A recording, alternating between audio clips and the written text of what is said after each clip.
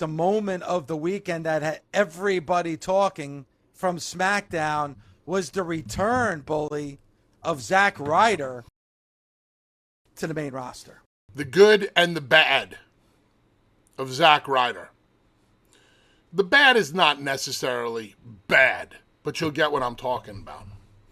And I want to talk to you about the emotions that went on within me when Zack Ryder's music hit. And mind you, we're talking about Zack Ryder, not Matt Cardona.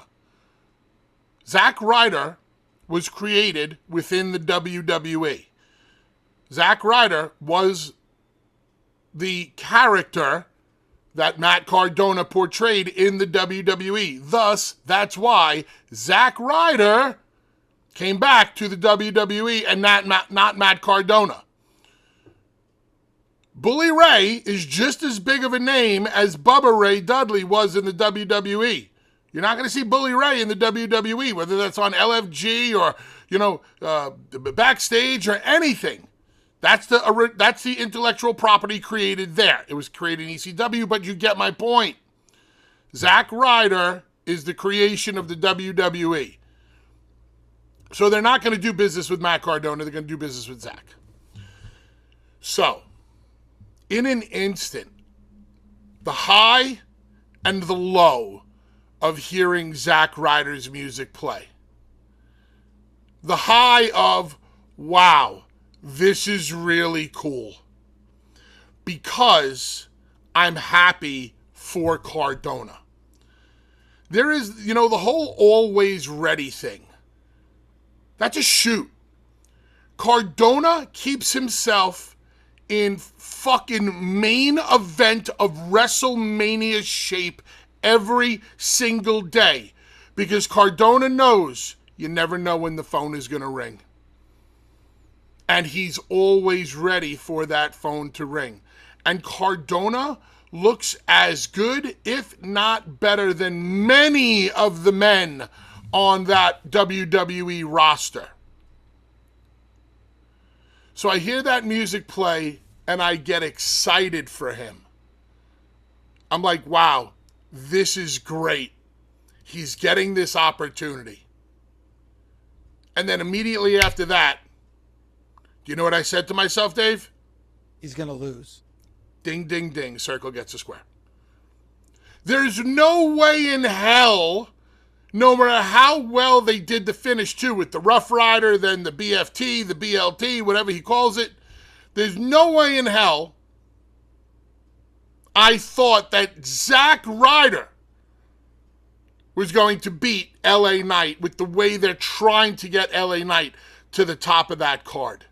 No way. So, we talked about all of the matches being credible. We didn't want them to be squash matches. We didn't want to be able to, know who was going to win beforehand. We didn't want these guaranteed throwaways. And the reason we were so adamant that it was going to be Joe Hendry is because Zack Ryder was never a consideration. Why? If they would have announced Zack Ryder's name in the tournament early on to face LA Knight, we'd have been like, yeah, he's going to lose. It's true. So they held back on it for a surprise. But instantaneously within that, the excitement of the surprise, I know he's not winning. Now, there's going over and there's getting over. Zack Ryder, Cardona definitely got over on Friday night on SmackDown. They released 3 of his shirts. He's probably got some kind of a merch deal with them. Everything other than the match is extremely positive, but no way in hell that I think he was going to win. So that's the emotions that ran through me the minute I heard his music. Thoughts? No, I agree with you. Almost to the point where it was so obvious, Bully, that he was going to lose. I thought there might be a chance he'd win just because it was so obvious that he was going to lose. Like, are they going to swerve us here? Is like, because I'm thinking maybe there's a deal in place or something like that. Or, you don't know. But to your point, yes, you're excited. Woo, woo, woo. Oh, my God, it's Zack Ryder, but it's LA Knight that he's facing. And it kind of cures all the ails that we talked about last week, because we were convinced, Bully, last week that it was going to be Joe Hendry. Nick is announcing the participants in the tournament, and he gets to that name and he goes, I'm not going to say his name. And we all think, all right, because if you say his name, he'll appear. So we all thought, I think the world thought it was going to be Joe Hendry. Now, if it was Joe Hendry, then it's a different story. Joe Hendry could win that match against LA Knight. Unfortunately, Zack Ryder. And here's the thing that's interesting is that we've seen Matt Cardona on NXT, and he was Matt Cardona. Matt Cardona doesn't work in this tournament because it's Zack Ryder who has a history with John Cena. And you're right, when it comes to the main roster, it's Zack Ryder. I mean, I'm glad that they put him over and what he's done outside of the WWE.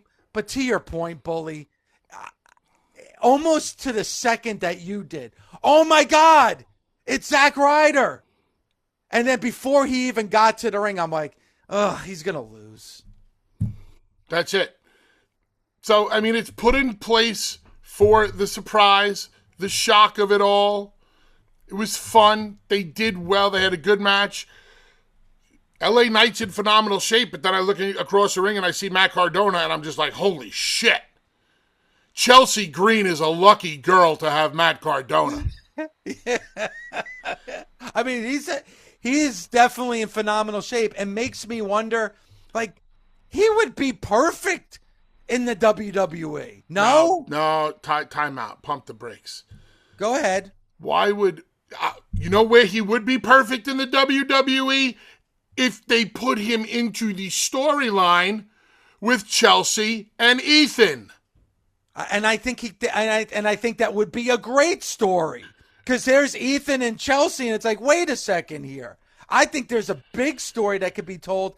Plus, here's the other thing, and you heard it from that crowd, which, by the way, the Albany crowd was not great on Friday night. One of the few times they actually got excited was for Zack Ryder.